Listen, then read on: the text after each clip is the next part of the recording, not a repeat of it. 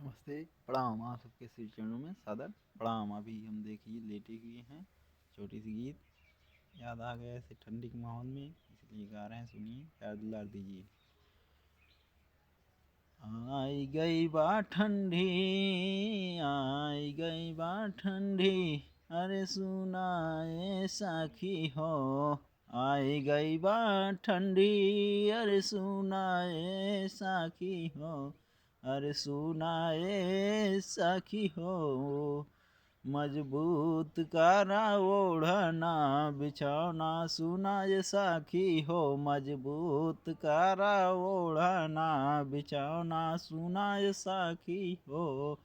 आई गई बा ठंडी, अरे सुनाए साखी हो, अरे सुनाए साखी हो।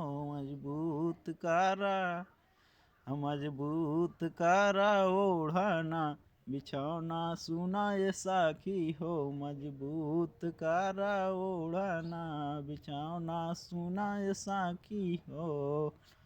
ही तो लई जाए ना, ही तो लई जाए ठंडी तोहरे बलमुअक हो, ना ही तो लग जाए ठंडी तोहरे बलमुअक हो। उत्कारा ओढ़ना बिछौना सुनाए साखी हो, मजबूत कारा ओढ़ना बिछौना सुनाए साखी हो। जय हिंद, जय भारत। प्यार दुलार दीजिएगा, पूरा देखिएगा, आनंद जरूर आएगा। नमस्ते, प्रणाम।